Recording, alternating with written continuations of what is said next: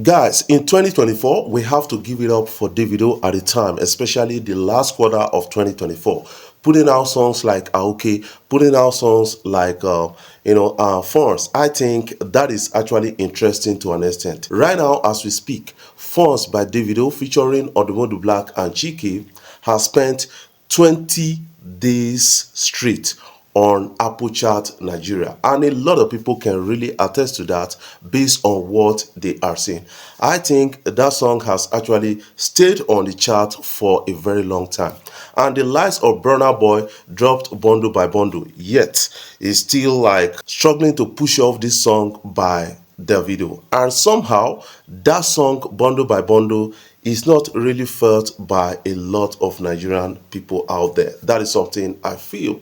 And somehow a lot of people are saying it is sinking on chart. When you check the Spotify chart right now, Aoke is on top of that song, and that is quite disturbing at the time. What are your own takes about this? According to the story we have, 20 days straight on Apple chart, that is really massive for Davido, and he has made impact with some of his singles in 2024. And what about 2025, where he announced that he's going to be dropping his album? I want you to put your own comment in the comment section. Before I dive in proper, I want to say thank you guys for watching our videos, and thank you for the love so far. If you are new here, you can click the subscribe button below, the bell notification icon to always get notifications each time we upload our videos. Guys, Adesope is coming out to speak about sold out mentality by a lot of Nigerian artists out there, and advising them on how to take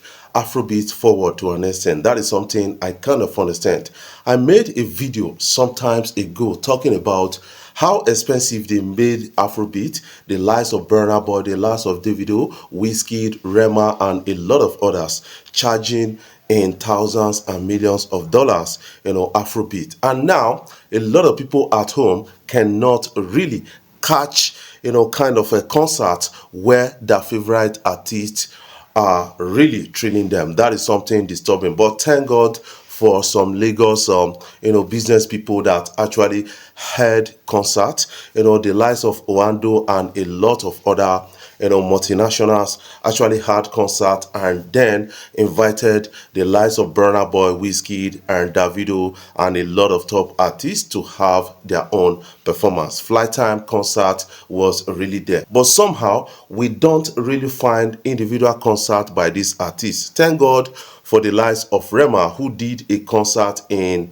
2024 December in Abuja, and a lot of people actually caught the glimpse of Rema to an extent. But somehow some people are really concerned about this and saying that we need to really remove this mentality and then find a way to bring Afrobeat or our own music performances, gigs to our own people very cheap, because we understand the nature of the country right now.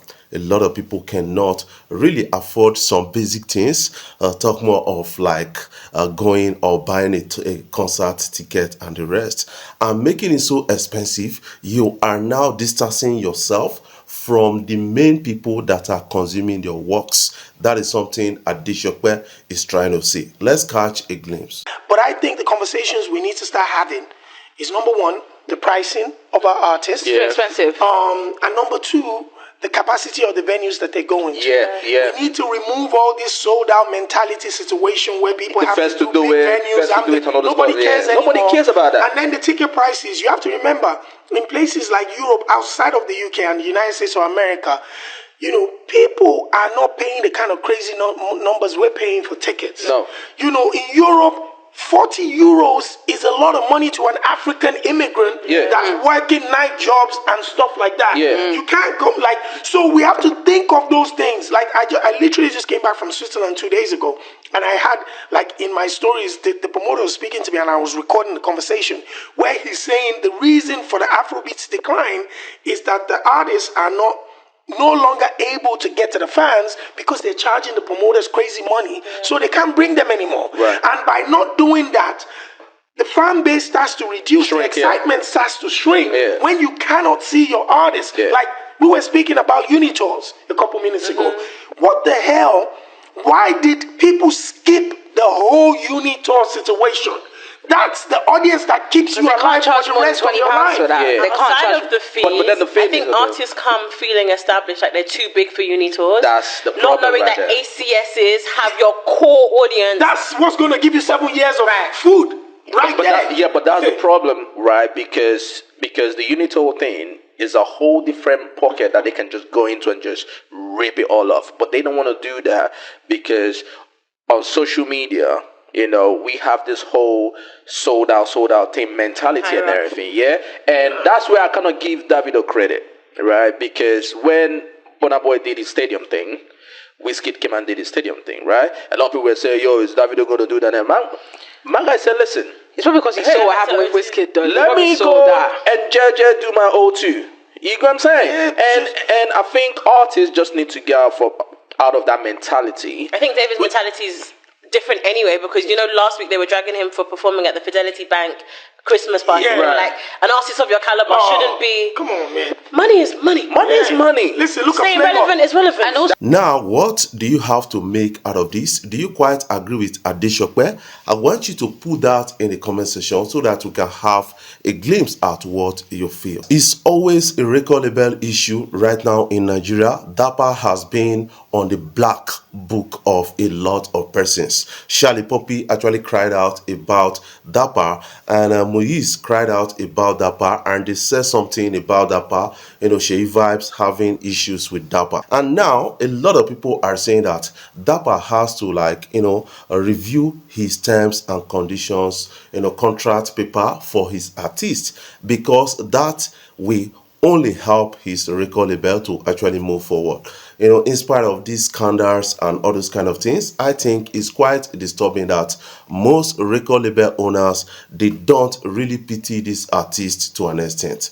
And Charlie Poppy made a recent cry out, and somehow a lot of people are trying to understand. But somehow, Charlie Poppy, I think he didn't actually look at his contract based on his own desperation to be heard out there. And now the contract got him on chokehold and he's trying to break loose. And somehow somebody said, you know what, Sheyi Vibes has a contract with Dapper, that leaving Dapper is not going to drop anything new for 13 months. That is a year and a month. That is quite expensive at a time. Let's listen to her. Sorry, just to respond to that quickly. Yes. I think we've spoken about Shadi, but we really haven't spoken about Sheyi. A lot of people don't know that Sheyi's agreement with Dapper is that he's not going to release for the next 13 months. That's critical for a street artist. If you don't release music for over a year, you will be forgotten and replaced. Oh, yeah. Without doubt. And so the outcome of him agreeing to the terms of, severing the contract before it's time means that he's going to be at a financial loss, and the prospect of him making more money is going to be very, very slim. Yeah. Either way, it's a lose-lose. So let me tell you. clauses like that is also an ego power trip. You're No, doing that. but let's now be. What are your own takes about this? What do you have to say about all of this? I want you to put your own comment in the comment section. Dapper, you need to work on your terms and condition, work on your contract paper, because a lot of people are really getting involved in this and saying the same or almost the same thing about you from time to time. Yes, a lot of people need to actually understand that Burna Boy, Davido and Wizkid performed on the same stage but not at the same time. At Tony Elumelu's all-white party, they did perform, and Wizkid was really out there. A lot of people felt Wizkid. They performed to the same audience, and this audience were really in love with them. That is to show you that we can enjoy Davido, Wizkid and Burna Boy at the same time without making much troubles out of it. That is something I got to understand about that. But a lot of people keep making out big stories, big troubles around this, especially people around them, throwing jabs at each other's camp. That is not really good to an extent. Why some people are saying that is good for the culture, because we need much competition between these guys. What are your own takes about that? I want you to put your own comment in the comment section so that we can have a glimpse at what you feel. Before I jump off, I want to say thank you guys for watching our videos, and thank you for the love so far. If you are new here, you can click the subscribe button below, the bell notification icon to always get notifications each time we upload our videos. I love you guys. Keep supporting Afrobeat vlog across social media platforms.